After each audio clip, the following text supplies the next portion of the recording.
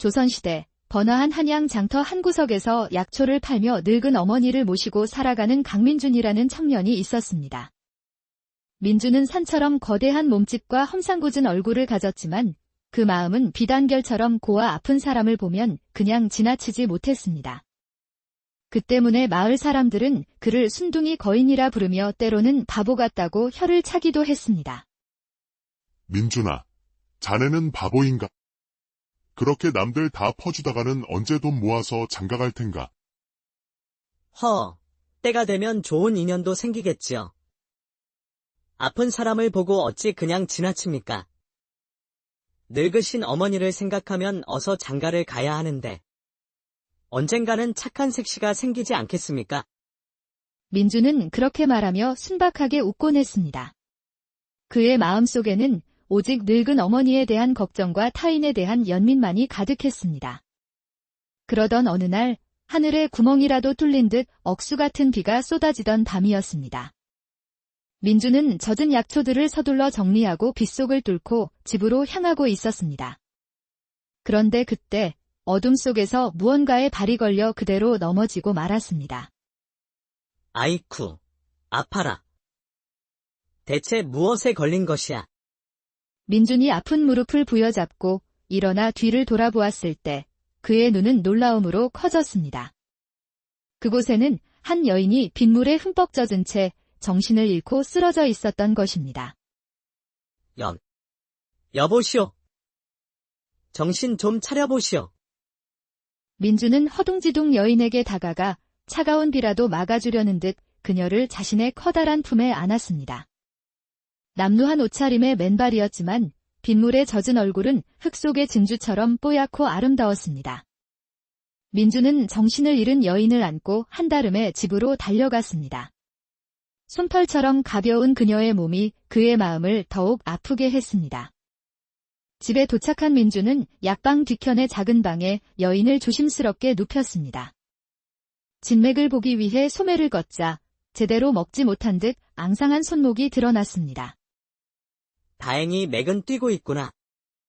의식이 돌아와야 미음이라도 먹일 텐데. 민준은 젖은 옷을 닦아주며 그녀의 얼굴을 가만히 들여다보았습니다. 작은 얼굴에 오목조목 자리 잡은 눈, 코, 입이 신기하게만 느껴졌습니다. 등불 아래 비친 그녀의 고운 얼굴에 민준은 자신도 모르게 넋을 잃고 말았습니다. 정신 차리자, 이 못난 놈아. 아픈 사람을 보면서 무슨 생각을 하는 것이냐. 민준은 스스로의 뺨을 치고는 황급히 밖으로 나가 미음을 끓이기 시작했습니다. 하지만 그의 심장은 좀처럼 진정되지 않았습니다. 이번에는 또 누구냐? 또 웬 늙은이를 데려온 게냐? 이왕 데려올 거면 곱디고 온 처자 하나 주워오면 얼마나 좋으냐? 맨날 시커먼 사내 아니면 늙은이들만 데려오고. 어머니, 큰일 날 소리를 하십니다. 어머니는 늙은 자신 때문에 아들이 장가를 못 가는 것 같아 늘 미안한 마음뿐이었습니다. 어머니, 저기 방에 처자가 빗속에 쓰러져 있었는데 옷이 다 젖어서요. 어머니 옷 한 벌만 빌려주실 수 없을까요? 뭐, 이놈아. 젖은 사람을 이불에 그냥 눕혔단 말이냐? 아이고, 이제 막 빨아놓은 이불인데. 저 덩치만 큰 녀석이 생각이 없어, 정말. 어머니는 이불 걱정에 화를 내며 방으로 들어가려다 무언가 생각난 듯 뒤돌아 물었습니다. 민준아, 방금 뭐라고 했느냐? 처자라고 했어? 네, 어머니. 아이고. 하늘이 내 소원을 들어주셨구나. 어머니는 얼굴에 한바구음을 띠고 서둘러 깨끗한 한복을 챙겨 뒷방으로 향했습니다. 의액, 이 처자를 시궁창에서 건져왔느냐? 냄새가 왜 이리 고약해. 민준아, 어서 따뜻한 물 좀 받아오너라. 어머니는 정성껏 처자의 몸을 닦아주고 깨끗한 한복으로 갈아입혔습니다. 잠시 후 방에서 나온 어머니의 얼굴은 미소로 가득했습니다. 어머니, 무섭게 왜 그리 웃으십니까? 처자가 아주 예쁘구나. 내년이면 손주를 볼 수 있으려나? 어머니도 참. 누가 들으면 어쩌려고 그러십니까? 순진한 민준의 얼굴이 붉게 타올랐습니다. 다음 날 아침, 밤새 여인을 간호하던 민준은 곁에서 쭈그리고 잠이 들어 있었습니다. 그때 여인의 속눈썹이 파르르 떨리며 천천히 의식이 돌아오기 시작했습니다. 속마음, 너무 따뜻해. 여긴 어디일까? 부디 이곳에서는 아무 탈이 없었으면. 여인은 눈을 감은 채 손을 움직여 주변을 더듬기 시작했습니다. 그때 그녀의 손가락에 무언가 닿았습니다. 그 순간 거칠고 커다란 손이 그녀의 손을 덥석 잡는 것이 아니겠어요? 여인은 너무 놀라 눈을 번쩍 떴습니다. 곰 같은 덩치의 사내가 자신의 손을 두 손으로 소중히 감싸준 채 잠들어 있었습니다. 속마음, 이 사내. 무섭긴 하지만 왠지 모르게 따뜻하구나. 얼굴도 선하니 이곳에선 괜찮을지도 몰라. 여인이 미소를 지으며 손을 빼려 했지만 남자의 손은 꿈쩍도 하지 않았습니다. 바로 그때 남자가 잠결에 눈을 비비며 그녀를 보았습니다. 두 사람의 눈이 허공에서 마주쳤습니다. 민주는 여인의 손을 잡은 채 눈만 깜빡이고 있었습니다. 잠시 후 정신을 차린 민준이 화들짝 놀라며 여인의 손을 던지듯 놓고 벽으로 찰싹 달라붙었습니다. 절대 처자를 어찌하려던 것이 아니오. 내 손이 왜 그랬는지 정말 모르겠소. 여인은 민준의 순진한 모습에 그만 웃음을 터뜨렸습니다. 민준은 그녀의 해맑은 웃음에 넋을 잃고 말았습니다. 알고 있습니다. 당신은 저에게 아무 짓도 하지 않았습니다. 그 순간 이불이 흘러내리며 그녀가 입고 있는 고운 한복이 드러났습니다. 아니, 이 옷은 대체. 설마. 여인은 이불을 끌어안고 경계하며 벽으로 바짝 물러섰습니다. 아니, 그게 아니고. 그러니까 어머니께서. 그때 방문이 끼익 열리며 어머니가 들어왔습니다. 어머나, 이 손바닥만 한 방에서 둘이 하룻밤을 보낸 게냐? 아이고, 이를 어째. 어머니. 아이고, 신혼 첫날부터 사이가 아주 좋구나. 밥은 먹고 싸워야지. 어디 보자. 내년 3월이면 손주를 보겠네. 어머니는 묘한 미소를 남기고 방문을 닫아주었습니다. 방 안에는 고소한 미음 냄새와 함께 어색한 설렘이 가득 찼습니다. 어머니. 그렇게 말씀하시면 저 처자가 진짜인 줄 알지 않습니까? 뭐. 밤새 남녀가 한 방에 있었는데 아무 일도 없었다고? 에잇, 이 바보 같은 놈. 내가 바보를 낳고 미역국을 먹었구나. 그때 여인이 조용히 밖으로 나왔습니다. 저를 구해주셔서 정말 감사합니다. 우리 착한 민준이를 안 만났으면 어쩔 뻔했노.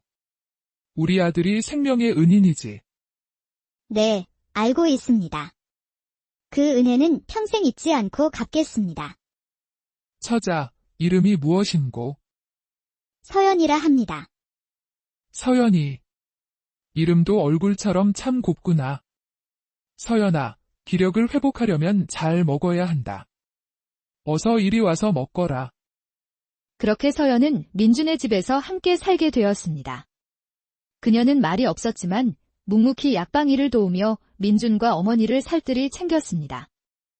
이상하게도 서연이 온 뒤로 민준의 약방은 문전성시를 이루기 시작했습니다. 약효가 좋다는 입소문이 한양 전체에 퍼져나갔죠.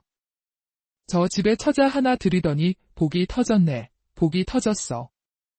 그러게 말일세. 저 처자가 복덩이인가 봐. 사실 서연은 몰락한 왕실 점성술사의 딸로 사람의 기륭하복을 내다보는 신비한 능력을 지니고 있었습니다. 그녀는 아버지를 모함하여 가문을 몰락시킨 자들에게 복수하기 위해 길을 나섰고 민준의 아버지가 그 마지막 인물이었습니다. 처음엔 복수심으로 가득했지만 민준과 어머니의 따뜻한 마음에 그녀의 복수심은 눈 녹듯 사라지고 용서와 사랑의 마음이 싹트기 시작했습니다. 그러던 어느 날 소문을 듣고 한노파 무당이 약방을 찾아왔습니다. 이 집에 올 것이 왔구나. 내가 조심하라 글이 일렀거늘. 처자, 그대는 나라에서 제일 용하다던 그 도인의 딸이 아니시오. 그 재주가 고스란히 처자에게 옮겨왔구먼.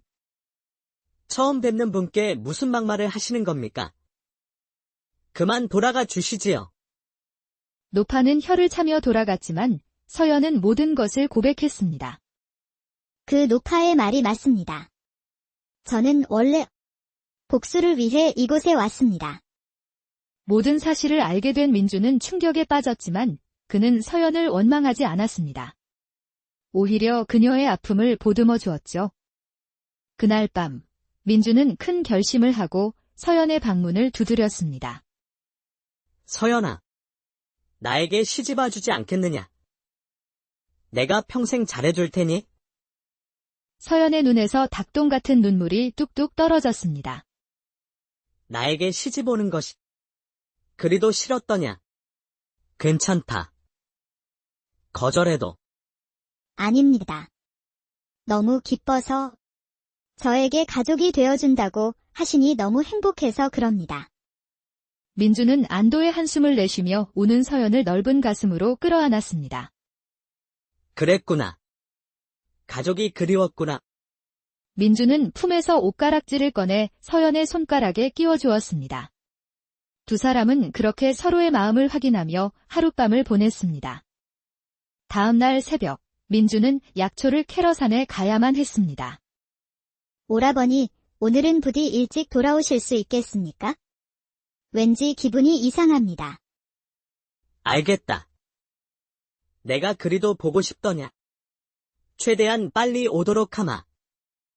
하지만 귀한 약초를 찾다 보니 시간은 흘러 어느덧 해가 지고 있었습니다. 큰일이구나. 벌써 해가 지다니. 서연이가 화를 낼 텐데. 민주는 서둘러 산을 내려와 집으로 향했습니다. 서연을 볼 생각에 발걸음이 절로 빨라졌습니다. 서연아. 어머니. 저 왔습니다. 하지만 집안은 쥐 죽은 듯 조용했고 방 안은 엉망으로 어지럽혀져 있었습니다. 이놈아. 일찍 오라 했으면 일찍 왔어야지. 어떤 놈들이 와서 서연이를 끌고 갔구나. 누가 데려갔습니까? 웬 점술사가 시킨 일이라고 하더라. 민주는 무언가 짐작한 듯 밖으로 뛰쳐나갔습니다. 그의 눈에서는 분노와 슬픔의 눈물이 흘렀습니다. 서연아, 미안하다. 내가 내 말을 들었어야 했는데. 기다려라. 내가 꼭 찾을 테니. 사흘 밤낮으로 산과들을 헤매던 민주는 불길한 기운이 감도는 폐사지에 다다랐습니다. 그곳에서 탁한 목소리로 주문을 외우는 소리가 들려왔습니다. 소리를 따라가 보니 그 노파 무당이 사악한 주술을 행하고 있었습니다. 제단에는 서연이 의식을 잃은 채 결박되어 있었습니다. 노파는 서연의 능력을 빼앗으려 하고 있었던 겁니다. 이 늙은이야. 당장 그만두지 못할까?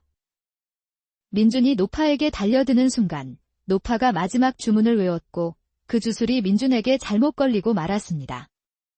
민준은 그 자리에서 쓰러졌고 그의 몸은 푸르게 변하며 숨이 가빠지기 시작했습니다. 이럴 수가.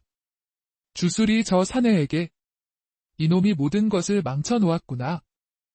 나를 풀어주시오. 민준 낭군이 위험합니다. 정신을 차린 노파가 떨리는 손으로 서연을 풀어주었습니다. 오라버니, 왜 저를 구하셨습니까? 서연은 눈을 감고 그녀 안에 잠들어 있던 모든 기운을 끌어모아 마지막 주술을 행하기 시작했습니다. 너는 더 이상 힘을 쓸 수 없을 텐데. 어째서 힘이 남아있는 것이냐? 남을 해치려는 힘은 저주가 되지만 살리려는 마음은 기적이 됩니다. 그리고 제 안에는 맑은 영이 하나 더 있습니다. 서연의 뱃속에는 민준의 아이가 자라고 있었던 것입니다. 서연이 기운을 불어넣자 민준을 옥죄던 사악한 주술이 산산조각 나며 그의 숨이 편안해졌습니다. 내가 잘못했다. 죽은 아들 생각에 복수심에 눈이 멀었구나. 그때 민준이 서서히 눈을 뜨며 울고 있는 서연을 올려다보았습니다. 서연아. 이번 생은 나와 함께 살아다오. 모든 것을 같이 겪으며 살자. 서연은 소리 없는 눈물을 흘리며 미소로 대답했습니다. 폐사지의 차가운 기운은 어느새 따스한 온기로 변해 있었습니다. 며칠 후 서연은 폐사지에서 아주 귀한 약초를 발견했습니다. 그것은 저주가 아닌 기적의 시작이었습니다. 그러던 어느 날 한양 도성에서 온 병판 대감 댁마님이 서연을 찾아왔습니다. 그녀는 오래전 잃어버린 손녀를 찾고 있었고 서연이 간직하고 있던 금실 손수건을 보고 그녀가 자신의 손녀임을 확신했습니다. 거짓 처녀인 줄 알았던 서연이 대감댁 핏줄이라는 소식에 마을은 발칵 뒤집혔습니다. 우리 며느리. 하늘이 내려주신 복덩이였구나. 제가 복을 가진 것은 맞지만 그 복은 서방님께서 저를 살려주신 그날부터 시작된 것이랍니다. 그날 이후 민준과 서연은 함께 약방을 지키며 사람들의 몸뿐만 아니라 마음까지 고쳐주는 삶을 살았습니다. 사람의 복은 외양이나 출신이 아니라 따뜻한 마음에서 비롯된다는 것을 보여주며 두 사람의 이야기는 전설처럼 오래 조선시대 번화한 한양 장터 한 구석에서 약초를 팔며 늙은 어머니를 모시고 살아가는 강민준이라는 청년이 있었습니다. 민준은 산처럼 거대한 몸집과 험상궂은 얼굴을 가졌지만 그 마음은 비단결처럼 고와 아픈 사람을 보면 그냥 지나치지 못했습니다. 그 때문에 마을 사람들은 그를 순둥이 거인이라 부르며 때로는 바보 같다고 혀를 차기도 했습니다. 민준아, 자네는 바보인가? 그렇게 남들 다 퍼주다가는 언제 돈 모아서 장가갈 텐가? 때가 되면 좋은 인연도 생기겠지요. 아픈 사람을 보고 어찌 그냥 지나칩니까? 늙으신 어머니를 생각하면 어서 장가를 가야 하는데 언젠가는 착한 색시가 생기지 않겠습니까? 민준은 그렇게 말하며 순박하게 웃곤 했습니다. 그의 마음속에는 오직 늙은 어머니에 대한 걱정과 타인에 대한 연민만이 가득했습니다. 그러던 어느 날 하늘에 구멍이라도 뚫린 듯 억수 같은 비가 쏟아지던 밤이었습니다. 민준은 젖은 약초들을 서둘러 정리하고 빗속을 뚫고 집으로 향하고 있었습니다. 그런데 그때 어둠 속에서 무언가에 발이 걸려 그대로 넘어지고 말았습니다. 아이쿠, 아파라. 대체 무엇에 걸린 것이야? 민준이 아픈 무릎을 부여잡고 일어나 뒤를 돌아보았을 때 그의 눈은 놀라움으로 커졌습니다. 그곳에는 한 여인이 빗물에 흠뻑 젖은 채 정신을 잃고 쓰러져 있었던 것입니다. 여보시오. 정신 좀 차려보시오. 민준은 허둥지둥 여인에게 다가가 차가운 비라도 막아주려는 듯 그녀를 자신의 커다란 품에 안았습니다. 남루한 옷차림의 맨발이었지만 빗물에 젖은 얼굴은 흙 속의 진주처럼 뽀얗고 아름다웠습니다. 민준은 정신을 잃은 여인을 안고 한달음에 집으로 달려갔습니다. 솜털처럼 가벼운 그녀의 몸이 그의 마음을 더욱 아프게 했습니다. 집에 도착한 민준은 약방 뒤편의 작은 방에 여인을 조심스럽게 눕혔습니다. 진맥을 보기 위해 소매를 걷자 제대로 먹지 못한 듯 앙상한 손목이 드러났습니다. 다행히 맥은 뛰고 있구나. 의식이 돌아와야 미음이라도 먹일 텐데. 민준은 젖은 옷을 닦아주며 그녀의 얼굴을 가만히 들여다보았습니다. 작은 얼굴에 오목조목 자리 잡은 눈, 코, 입이 신기하게만 느껴졌습니다. 등불 아래 비친 그녀의 고운 얼굴에 민준은 자신도 모르게 넋을 잃고 말았습니다. 정신 차리자. 이 못난 놈아. 아픈 사람을 보면서 무슨 생각을 하는 것이냐. 민준은 스스로의 뺨을 치고는 황급히 밖으로 나가 미음을 끓이기 시작했습니다. 하지만 그의 심장은 좀처럼 진정되지 않았습니다. 이번에는 또 누구냐? 또 웬 늙은이를 데려온 게냐? 이왕 데려올 거면 곡디고 온 처자 하나 주워오면 얼마나 좋으냐? 맨날 시커먼 사내 아니면 늙은이들만 데려오고. 어머니, 큰일 날 소리를 하십니다. 어머니는 늙은 자신 때문에 아들이 장가를 못 가는 것 같아 늘 미안한 마음뿐이었습니다. 어머니, 저기 방에 처자가 빗속에 쓰러져 있었는데 옷이 다 젖어서요. 어머니 옷 한 벌만 빌려주실 수 없을까요? 뭐, 이놈아. 젖은 사람을 이불에 그냥 눕혔단 말이냐? 아이고, 이제 막 빨아놓은 이불인데. 저 덩치만 큰 녀석이 생각이 없어, 정말. 어머니는 이불 걱정에 화를 내며 방으로 들어가려다 무언가 생각난 듯 뒤돌아 물었습니다. 민준아, 방금 뭐라고 했느냐? 처자라고 했어? 네. 어머니. 아이고. 하늘이 내 소원을 들어주셨구나. 어머니는 얼굴에 한박웃음을 띠고 서둘러 깨끗한 한복을 챙겨 뒷방으로 향했습니다. 의액, 이 처자를 시궁창에서 건져왔느냐? 냄새가 왜 이리 고약해. 민준아, 어서 따뜻한 물 좀 받아오너라. 어머니는 정성껏 처자의 몸을 닦아주고 깨끗한 한복으로 갈아입혔습니다.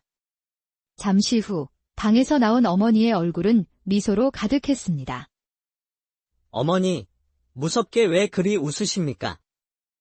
처자가 아주 예쁘구나. 내년이면 손주를 볼 수 있으려나? 어머니도 참. 누가 들으면 어쩌려고 그러십니까? 순진한 민준의 얼굴이 붉게 타올랐습니다. 다음 날 아침, 밤새 여인을 간호하던 민준은 곁에서 쭈그리고 잠이 들어 있었습니다. 그때 여인의 속눈썹이 파르르 떨리며 천천히 의식이 돌아오기 시작했습니다. 속마음, 너무 따뜻해. 여긴 어디일까? 부디 이곳에서는 아무 탈이 없었으면. 여인은 눈을 감은 채 손을 움직여 주변을 더듬기 시작했습니다. 그때 그녀의 손가락에 무언가 닿았습니다. 그 순간 거칠고 커다란 손이 그녀의 손을 덥석 잡는 것이 아니겠어요? 여인은 너무 놀라 눈을 번쩍 떴습니다. 곰 같은 덩치의 사내가 자신의 손을 두 손으로 소중히 감싸준 채 잠들어 있었습니다. 속마음, 이 사내. 무섭긴 하지만 왠지 모르게 따뜻하구나. 얼굴도 선하니 이곳에선 괜찮을지도 몰라. 여인이 미소를 지으며 손을 빼려 했지만 남자의 손은 꿈쩍도 하지 않았습니다. 바로 그때 남자가 잠결에 눈을 비비며 그녀를 보았습니다. 두 사람의 눈이 허공에서 마주쳤습니다. 민주는 여인의 손을 잡은 채 눈만 깜빡이고 있었습니다. 잠시 후 정신을 차린 민준이 화들짝 놀라며 여인의 손을 던지듯 놓고 벽으로 찰싹 달라붙었습니다. 절대 처자를 어찌하려던 것이 아니오.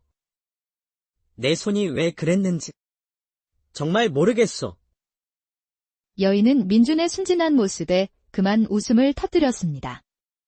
민준은 그녀의 해맑은 웃음에 넋을 잃고 말았습니다. 알고 있습니다. 당신은 저에게 아무 짓도 하지 않았습니다. 그 순간 이불이 흘러내리며 그녀가 입고 있는 고운 한복이 드러났습니다. 아, 아니, 이 옷은 대체. 설마. 여인은 이불을 끌어안고 경계하며 벽으로 바짝 물러섰습니다. 아니, 그게 아니고. 그러니까 어머니께서. 그때 방문이 끼익 열리며 어머니가 들어왔습니다. 어머나, 이 손바닥만 한 방에서 둘이 하룻밤을 보낸 게냐? 아이고, 이를 어째. 어머니. 아이고, 신혼 첫날부터 사이가 아주 좋구나. 밥은 먹고 싸워야지.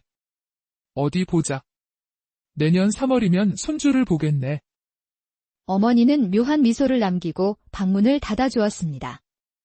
방 안에는 고소한 미음 냄새와 함께 어색한 설렘이 가득 찼습니다. 어머니. 그렇게 말씀하시면 저 처자가 진짜인 줄 알지 않습니까? 뭐. 밤새 남녀가 한 방에 있었는데 아무 일도 없었다고? 에잇, 이 바보 같은 놈. 내가 바보를 낳고 미역국을 먹었구나. 그때 여인이 조용히 밖으로 나왔습니다. 저를 구해주셔서 정말 감사합니다. 우리 착한 민준이를 안 만났으면 어쩔 뻔했노. 우리 아들이 생명의 은인이지. 네, 알고 있습니다. 그 은혜는 평생 잊지 않고 갚겠습니다. 처자, 이름이 무엇인고? 서연이라 합니다. 서연이. 이름도 얼굴처럼 참 곱구나. 서연아, 기력을 회복하려면 잘 먹어야 한다. 어서 이리 와서 먹거라. 그렇게 서연은 민준의 집에서 함께 살게 되었습니다. 그녀는 말이 없었지만 묵묵히 약방 일을 도우며 민준과 어머니를 살뜰히 챙겼습니다. 이상하게도 서연이 온 뒤로 민준의 약방은 문전성시를 이루기 시작했습니다. 약효가 좋다는 입소문이 한양 전체에 퍼져나갔죠. 저 집에 처자 하나 들이더니 복이 터졌네. 복이 터졌어. 그러게 말일세. 저 처자가 복덩이인가 봐.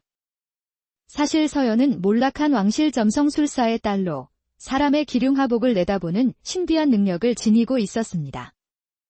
그녀는 아버지를 모함하여 가문을 몰락시킨 자들에게 복수하기 위해 길을 나섰고 민준의 아버지가 그 마지막 인물이었습니다.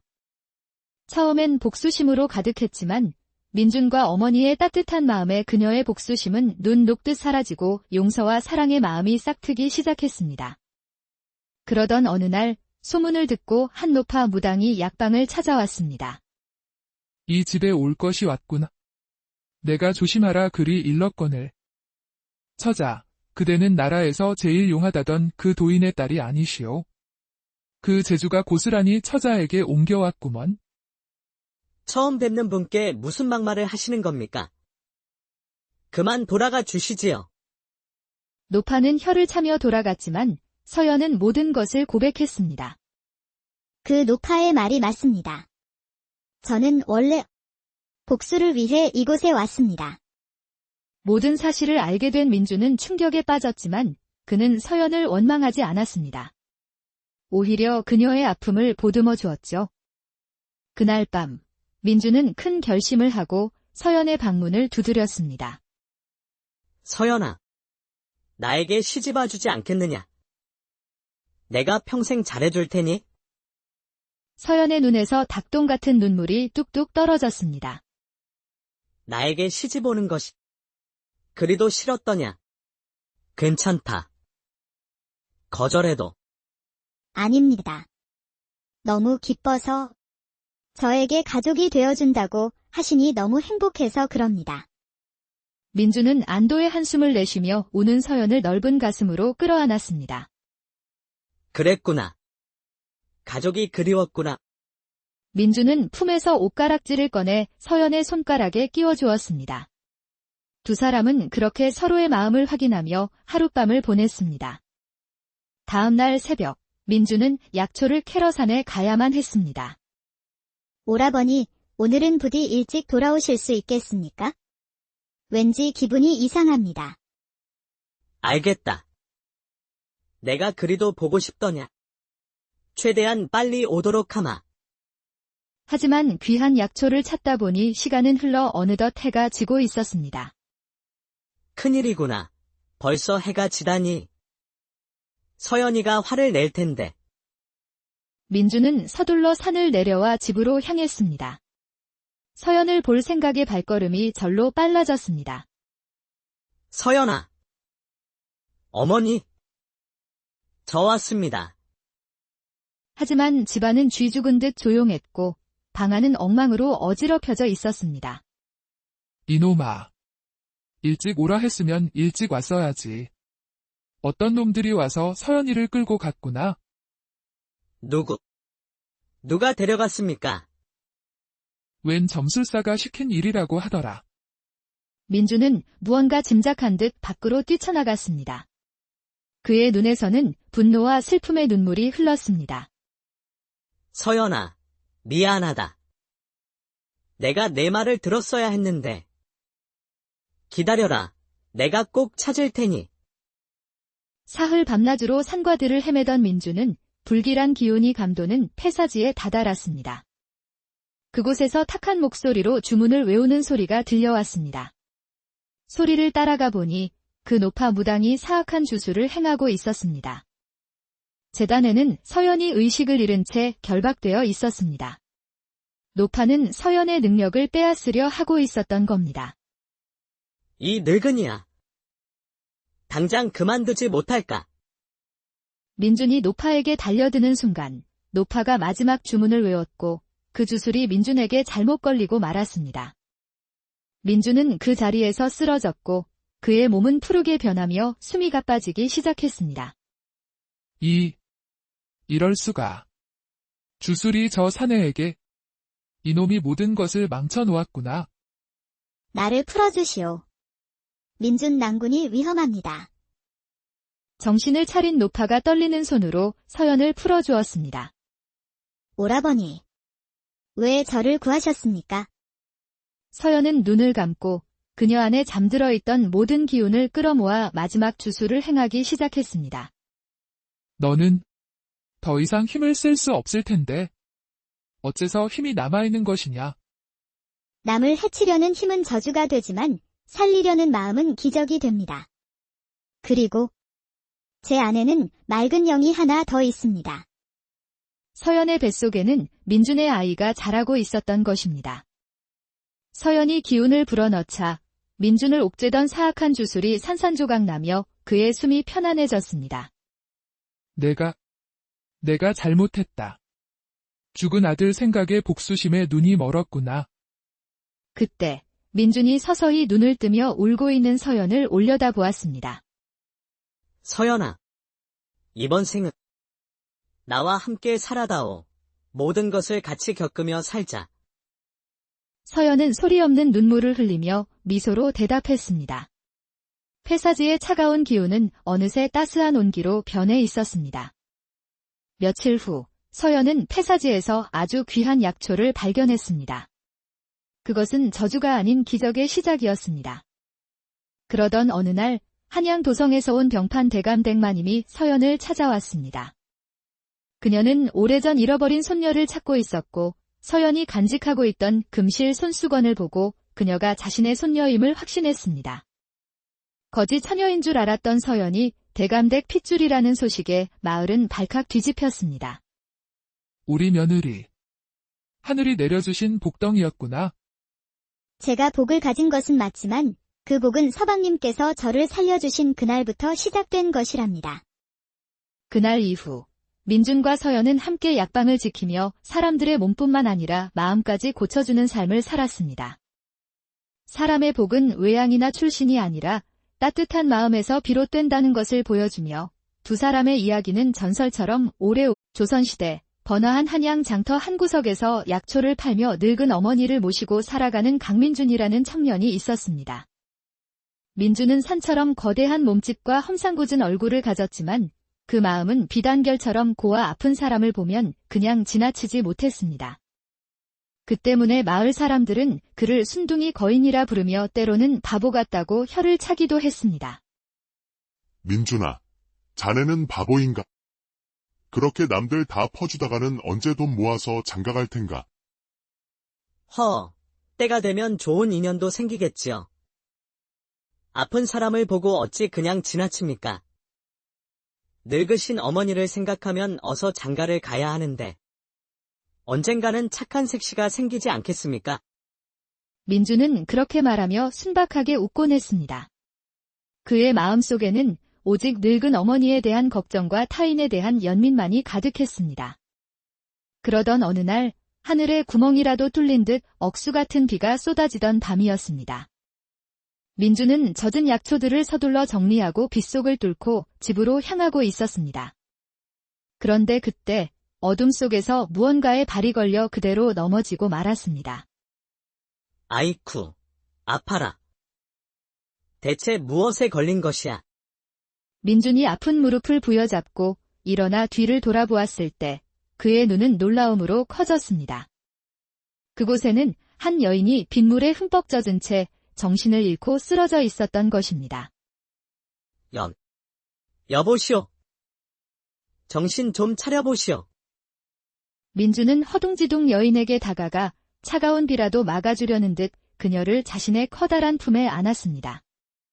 남루한 옷차림의 맨발이었지만 빗물에 젖은 얼굴은 흙 속의 진주처럼 뽀얗고 아름다웠습니다. 민준은 정신을 잃은 여인을 안고 한달음에 집으로 달려갔습니다. 솜털처럼 가벼운 그녀의 몸이 그의 마음을 더욱 아프게 했습니다. 집에 도착한 민주는 약방 뒤편의 작은 방에 여인을 조심스럽게 눕혔습니다. 진맥을 보기 위해 소매를 걷자 제대로 먹지 못한 듯 앙상한 손목이 드러났습니다. 다행히 맥은 뛰고 있구나. 의식이 돌아와야 미음이라도 먹일 텐데. 민주는 젖은 옷을 닦아주며 그녀의 얼굴을 가만히 들여다보았습니다. 작은 얼굴에 오목조목 자리 잡은 눈, 코, 입이 신기하게만 느껴졌습니다. 등불 아래 비친 그녀의 고운 얼굴에 민주는 자신도 모르게 넋을 잃고 말았습니다. 정신 차리자. 이 못난 놈아. 아픈 사람을 보면서 무슨 생각을 하는 것이냐. 민주는 스스로의 뺨을 치고는 황급히 밖으로 나가 미음을 끓이기 시작했습니다. 하지만 그의 심장은 좀처럼 진정되지 않았습니다. 이번에는 또 누구냐? 또 웬 늙은이를 데려온 게냐? 이왕 데려올 거면 곱디고 온 처자 하나 주워오면 얼마나 좋으냐?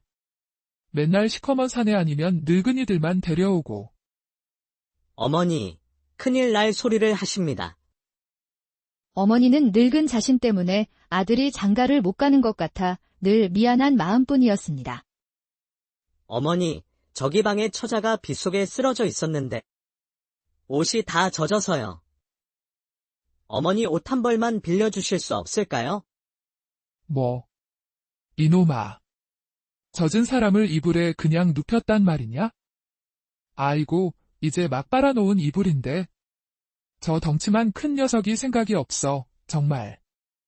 어머니는 이불 걱정에 화를 내며 방으로 들어가려다 무언가 생각난 듯 뒤돌아 물었습니다. 민준아, 방금 뭐라고 했느냐? 처자라고 했어? 네. 어머니. 아이고. 하늘이 내 소원을 들어주셨구나. 어머니는 얼굴에 한바구음을 띠고 서둘러 깨끗한 한복을 챙겨 뒷방으로 향했습니다. 의액, 이 처자를 시궁창에서 건져왔느냐? 냄새가 왜 이리 고약해. 민준아, 어서 따뜻한 물 좀 받아오너라. 어머니는 정성껏 처자의 몸을 닦아주고 깨끗한 한복으로 갈아입혔습니다. 잠시 후 방에서 나온 어머니의 얼굴은 미소로 가득했습니다. 어머니, 무섭게 왜 그리 웃으십니까? 처자가 아주 예쁘구나. 내년이면 손주를 볼 수 있으려나? 어머니도 참. 누가 들으면 어쩌려고 그러십니까? 순진한 민준의 얼굴이 붉게 타올랐습니다. 다음 날 아침, 밤새 여인을 간호하던 민준은 곁에서 쭈그리고 잠이 들어 있었습니다. 그때 여인의 속눈썹이 파르르 떨리며 천천히 의식이 돌아오기 시작했습니다. 속마음, 너무 따뜻해. 여긴 어디일까? 부디 이곳에서는 아무 탈이 없었으면. 여인은 눈을 감은 채 손을 움직여 주변을 더듬기 시작했습니다. 그때 그녀의 손가락에 무언가 닿았습니다. 그 순간 거칠고 커다란 손이 그녀의 손을 덥석 잡는 것이 아니겠어요? 여인은 너무 놀라 눈을 번쩍 떴습니다. 곰 같은 덩치의 사내가 자신의 손을 두 손으로 소중히 감싸준 채 잠들어 있었습니다. 속마음, 이 사내. 무섭긴 하지만 왠지 모르게 따뜻하구나. 얼굴도 선하니 이곳에선 괜찮을지도 몰라. 여인이 미소를 지으며 손을 빼려 했지만 남자의 손은 꿈쩍도 하지 않았습니다. 바로 그때 남자가 잠결에 눈을 비비며 그녀를 보았습니다. 두 사람의 눈이 허공에서 마주쳤습니다. 민주는 여인의 손을 잡은 채 눈만 깜빡이고 있었습니다. 잠시 후 정신을 차린 민준이 화들짝 놀라며 여인의 손을 던지듯 놓고 벽으로 찰싹 달라붙었습니다. 절대 처자를 어찌하려던 것이 아니오. 내 손이 왜 그랬는지 정말 모르겠소. 여인은 민준의 순진한 모습에 그만 웃음을 터뜨렸습니다. 민준은 그녀의 해맑은 웃음에 넋을 잃고 말았습니다. 알고 있습니다. 당신은 저에게 아무 짓도 하지 않았습니다. 그 순간 이불이 흘러내리며 그녀가 입고 있는 고운 한복이 드러났습니다. 아, 아니, 이 옷은 대체. 설마. 여인은 이불을 끌어안고 경계하며 벽으로 바짝 물러섰습니다. 아니, 그게 아니고. 그러니까. 어머니께서 그때 방문이 끼익 열리며 어머니가 들어왔습니다. 어머나, 이 손바닥만 한 방에서 둘이 하룻밤을 보낸 게냐? 아이고, 이를 어째. 어머니, 아이고, 신혼 첫날부터 사이가 아주 좋구나. 밥은 먹고 싸워야지. 어디 보자. 내년 3월이면 손주를 보겠네. 어머니는 묘한 미소를 남기고 방문을 닫아주었습니다. 방 안에는 고소한 미음 냄새와 함께 어색한 설렘이 가득 찼습니다. 어머니. 그렇게 말씀하시면 저 처자가 진짜인 줄 알지 않습니까? 뭐. 밤새 남녀가 한 방에 있었는데 아무 일도 없었다고? 에잇, 이 바보 같은 놈. 내가 바보를 낳고 미역국을 먹었구나. 그때 여인이 조용히 밖으로 나왔습니다. 저를 구해주셔서 정말 감사합니다. 우리 착한 민준이를 안 만났으면 어쩔 뻔했노. 우리 아들이 생명의 은인이지. 네, 알고 있습니다. 그 은혜는 평생 잊지 않고 갚겠습니다. 처자, 이름이 무엇인고? 서연이라 합니다. 서연이. 이름도 얼굴처럼 참 곱구나. 서연아, 기력을 회복하려면 잘 먹어야 한다. 어서 이리 와서 먹거라. 그렇게 서연은 민준의 집에서 함께 살게 되었습니다. 그녀는 말이 없었지만 묵묵히 약방 일을 도우며 민준과 어머니를 살뜰히 챙겼습니다. 이상하게도 서연이 온 뒤로 민준의 약방은 문전성시를 이루기 시작했습니다. 약효가 좋다는 입소문이 한양 전체에 퍼져나갔죠. 저 집에 처자 하나 들이더니 복이 터졌네. 복이 터졌어. 그러게 말일세. 저 처자가 복덩이인가 봐. 사실 서연은 몰락한 왕실 점성술사의 딸로 사람의 기륭하복을 내다보는 신비한 능력을 지니고 있었습니다. 그녀는 아버지를 모함하여 가문을 몰락시킨 자들에게 복수하기 위해 길을 나섰고 민준의 아버지가 그 마지막 인물이었습니다. 처음엔 복수심으로 가득했지만 민준과 어머니의 따뜻한 마음에 그녀의 복수심은 눈 녹듯 사라지고 용서와 사랑의 마음이 싹트기 시작했습니다. 그러던 어느 날 소문을 듣고 한 노파 무당이 약방을 찾아왔습니다. 이 집에 올 것이 왔구나. 내가 조심하라 글이 일렀거늘. 처자, 그대는 나라에서 제일 용하다던 그 도인의 딸이 아니시오. 그 재주가 고스란히 처자에게 옮겨왔구먼. 처음 뵙는 분께 무슨 막말을 하시는 겁니까? 그만 돌아가 주시지요. 노파는 혀를 차며 돌아갔지만 서연은 모든 것을 고백했습니다. 그 노파의 말이 맞습니다. 저는 원래 복수를 위해 이곳에 왔습니다. 모든 사실을 알게 된 민준은 충격에 빠졌지만 그는 서연을 원망하지 않았습니다. 오히려 그녀의 아픔을 보듬어 주었죠. 그날 밤 민준은 큰 결심을 하고 서연의 방문을 두드렸습니다. 서연아, 나에게 시집와 주지 않겠느냐? 내가 평생 잘해줄 테니? 서연의 눈에서 닭똥 같은 눈물이 뚝뚝 떨어졌습니다. 나에게 시집 오는 것이 그리도 싫었더냐? 괜찮다. 거절해도. 아닙니다. 너무 기뻐서 저에게 가족이 되어준다고 하시니 너무 행복해서 그럽니다. 민준은 안도의 한숨을 내쉬며 우는 서연을 넓은 가슴으로 끌어안았습니다. 그랬구나. 가족이 그리웠구나. 민준은 품에서 옷가락지를 꺼내 서연의 손가락에 끼워주었습니다. 두 사람은 그렇게 서로의 마음을 확인하며 하룻밤을 보냈습니다. 다음 날 새벽, 민준은 약초를 캐러 산에 가야만 했습니다. 오라버니, 오늘은 부디 일찍 돌아오실 수 있겠습니까? 왠지 기분이 이상합니다. 알겠다. 내가 그리도 보고 싶더냐. 최대한 빨리 오도록 하마. 하지만 귀한 약초를 찾다 보니 시간은 흘러 어느덧 해가 지고 있었습니다. 큰일이구나. 벌써 해가 지다니. 서연이가 화를 낼 텐데. 민준은 서둘러 산을 내려와 집으로 향했습니다. 서연을 볼 생각에 발걸음이 절로 빨라졌습니다. 서연아. 어머니. 저 왔습니다. 하지만 집안은 쥐 죽은 듯 조용했고 방 안은 엉망으로 어지럽혀져 있었습니다.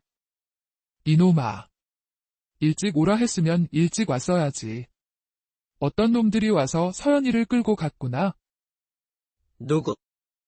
누가 데려갔습니까? 웬 점술사가 시킨 일이라고 하더라. 민주는 무언가 짐작한 듯 밖으로 뛰쳐나갔습니다. 그의 눈에서는 분노와 슬픔의 눈물이 흘렀습니다. 서연아, 미안하다. 내가 내 말을 들었어야 했는데. 기다려라. 내가 꼭 찾을 테니. 사흘 밤낮으로 산과들을 헤매던 민주는 불길한 기운이 감도는 폐사지에 다다랐습니다. 그곳에서 탁한 목소리로 주문을 외우는 소리가 들려왔습니다. 소리를 따라가 보니 그 노파 무당이 사악한 주술을 행하고 있었습니다. 제단에는 서연이 의식을 잃은 채 결박되어 있었습니다. 노파는 서연의 능력을 빼앗으려 하고 있었던 겁니다. 이 늙은이야. 당장 그만두지 못할까? 민준이 노파에게 달려드는 순간 노파가 마지막 주문을 외웠고 그 주술이 민준에게 잘못 걸리고 말았습니다. 민준은 그 자리에서 쓰러졌고 그의 몸은 푸르게 변하며 숨이 가빠지기 시작했습니다. 이럴 수가. 주술이 저 사내에게 이놈이 모든 것을 망쳐놓았구나. 나를 풀어주시오. 민준 낭군이 위험합니다. 정신을 차린 노파가 떨리는 손으로 서연을 풀어주었습니다. 오라버니. 왜 저를 구하셨습니까?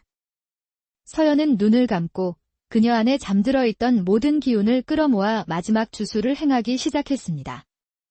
너는 더 이상 힘을 쓸 수 없을 텐데 어째서 힘이 남아있는 것이냐? 남을 해치려는 힘은 저주가 되지만 살리려는 마음은 기적이 됩니다.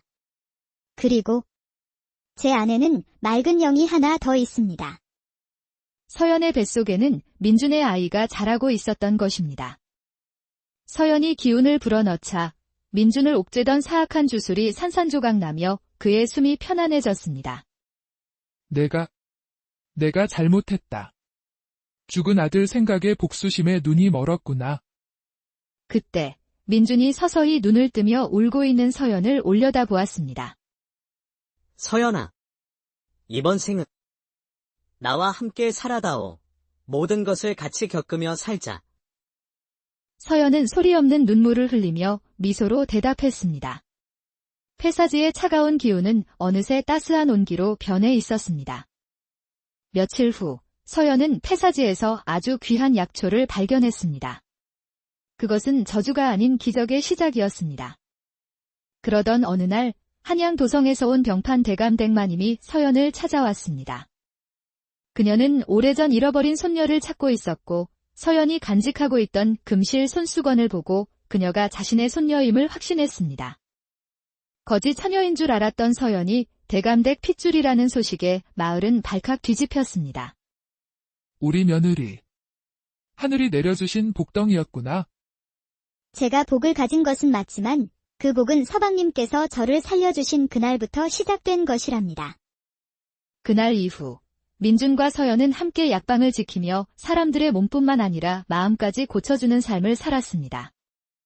사람의 복은 외양이나 출신이 아니라 따뜻한 마음에서 비롯된다는 것을 보여주며 두 사람의 이야기는 전설처럼 오래 조선시대 번화한 한양 장터 한 구석에서 약초를 팔며 늙은 어머니를 모시고 살아가는 강민준이라는 청년이 있었습니다. 민준은 산처럼 거대한 몸집과 험상궂은 얼굴을 가졌지만 그 마음은 비단결처럼 고와 아픈 사람을 보면 그냥 지나치지 못했습니다. 그 때문에 마을 사람들은 그를 순둥이 거인이라 부르며 때로는 바보 같다고 혀를 차기도 했습니다. 민준아, 자네는 바보인가? 그렇게 남들 다 퍼주다가는 언제 돈 모아서 장가갈 텐가? 때가 되면 좋은 인연도 생기겠지요. 아픈 사람을 보고 어찌 그냥 지나칩니까? 늙으신 어머니를 생각하면 어서 장가를 가야 하는데 언젠가는 착한 색시가 생기지 않겠습니까? 민주는 그렇게 말하며 순박하게 웃곤 했습니다. 그의 마음속에는 오직 늙은 어머니에 대한 걱정과 타인에 대한 연민만이 가득했습니다. 그러던 어느 날 하늘에 구멍이라도 뚫린 듯 억수 같은 비가 쏟아지던 밤이었습니다. 민주는 젖은 약초들을 서둘러 정리하고 빗속을 뚫고 집으로 향하고 있었습니다. 그런데 그때 어둠 속에서 무언가에 발이 걸려 그대로 넘어지고 말았습니다. 아이쿠, 아파라. 대체 무엇에 걸린 것이야? 민준이 아픈 무릎을 부여잡고 일어나 뒤를 돌아보았을 때 그의 눈은 놀라움으로 커졌습니다. 그곳에는 한 여인이 빗물에 흠뻑 젖은 채 정신을 잃고 쓰러져 있었던 것입니다. 여보시오. 정신 좀 차려보시오. 민주는 허둥지둥 여인에게 다가가 차가운 비라도 막아주려는 듯 그녀를 자신의 커다란 품에 안았습니다. 남루한 옷차림의 맨발이었지만 빗물에 젖은 얼굴은 흙 속의 진주처럼 뽀얗고 아름다웠습니다. 민주는 정신을 잃은 여인을 안고 한달음에 집으로 달려갔습니다. 솜털처럼 가벼운 그녀의 몸이 그의 마음을 더욱 아프게 했습니다. 집에 도착한 민주는 약방 뒤편의 작은 방에 여인을 조심스럽게 눕혔습니다. 진맥을 보기 위해 소매를 걷자 제대로 먹지 못한 듯 앙상한 손목이 드러났습니다. 다행히 맥은 뛰고 있구나. 의식이 돌아와야 미음이라도 먹일 텐데. 민주는 젖은 옷을 닦아주며 그녀의 얼굴을 가만히 들여다보았습니다. 작은 얼굴에 오목조목 자리 잡은 눈, 코, 입이 신기하게만 느껴졌습니다. 등불 아래 비친 그녀의 고운 얼굴에 민주는 자신도 모르게 넋을 잃고 말았습니다. 정신 차리자. 이 못난 놈아. 아픈 사람을 보면서 무슨 생각을 하는 것이냐. 민주는 스스로의 뺨을 치고는 황급히 밖으로 나가 미음을 끓이기 시작했습니다. 하지만 그의 심장은 좀처럼 진정되지 않았습니다.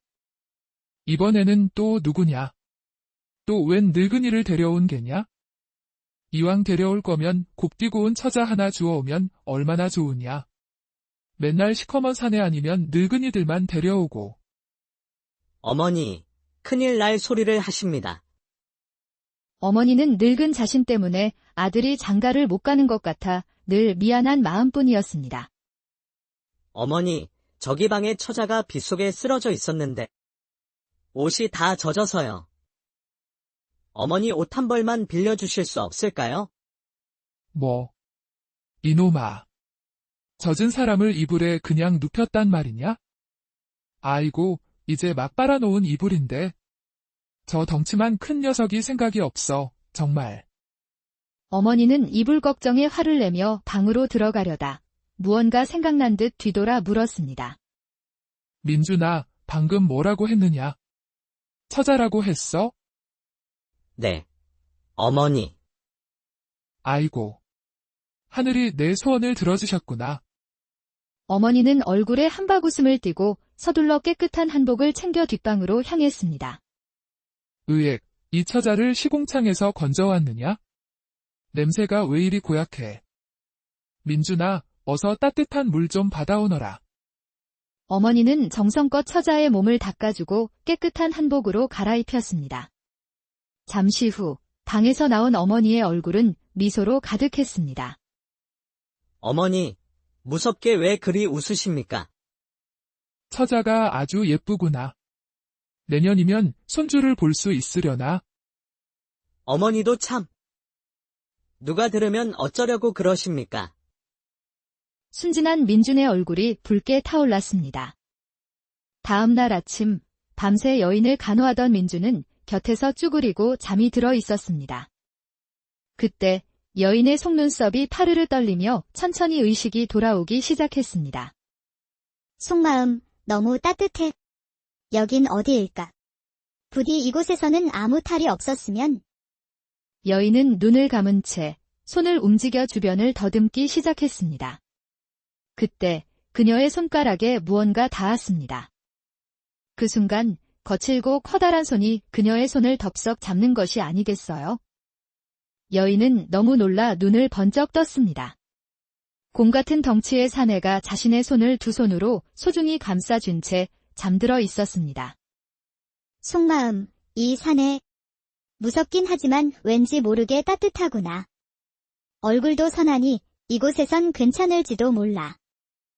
여인이 미소를 지으며 손을 빼려 했지만 남자의 손은 꿈쩍도 하지 않았습니다. 바로 그때 남자가 잠결에 눈을 비비며 그녀를 보았습니다. 두 사람의 눈이 허공에서 마주쳤습니다. 민주는 여인의 손을 잡은 채 눈만 깜빡이고 있었습니다. 잠시 후 정신을 차린 민준이 화들짝 놀라며 여인의 손을 던지듯 놓고 벽으로 찰싹 달라붙었습니다. 절대 처자를 어찌하려던 것이 아니오. 내 손이 왜 그랬는지 정말 모르겠소. 여인은 민준의 순진한 모습에 그만 웃음을 터뜨렸습니다. 민준은 그녀의 해맑은 웃음에 넋을 잃고 말았습니다. 알고 있습니다. 당신은 저에게 아무 짓도 하지 않았습니다. 그 순간 이불이 흘러내리며 그녀가 입고 있는 고운 한복이 드러났습니다. 아니, 이 옷은 대체. 설마. 여인은 이불을 끌어안고 경계하며 벽으로 바짝 물러섰습니다. 아니, 그게 아니고. 그러니까 어머니께서. 그때 방문이 끼익 열리며 어머니가 들어왔습니다. 어머나, 이 손바닥만 한 방에서 둘이 하룻밤을 보낸 게냐? 아이고, 이를 어째. 어머니. 아이고, 신혼 첫날부터 사이가 아주 좋구나. 밥은 먹고 싸워야지. 어디 보자. 내년 3월이면 손주를 보겠네. 어머니는 묘한 미소를 남기고 방문을 닫아주었습니다. 방 안에는 고소한 미음 냄새와 함께 어색한 설렘이 가득 찼습니다. 어머니. 그렇게 말씀하시면 저 처자가 진짜인 줄 알지 않습니까? 뭐. 밤새 남녀가 한 방에 있었는데 아무 일도 없었다고? 에잇, 이 바보 같은 놈. 내가 바보를 낳고 미역국을 먹었구나. 그때 여인이 조용히 밖으로 나왔습니다. 저를 구해주셔서 정말 감사합니다. 우리 착한 민준이를 안 만났으면 어쩔 뻔했노. 우리 아들이 생명의 은인이지. 네, 알고 있습니다. 그 은혜는 평생 잊지 않고 갚겠습니다. 처자, 이름이 무엇인고? 서연이라 합니다. 서연이. 이름도 얼굴처럼 참 곱구나. 서연아, 기력을 회복하려면 잘 먹어야 한다. 어서 이리 와서 먹거라. 그렇게 서연은 민준의 집에서 함께 살게 되었습니다. 그녀는 말이 없었지만 묵묵히 약방 일을 도우며 민준과 어머니를 살뜰히 챙겼습니다.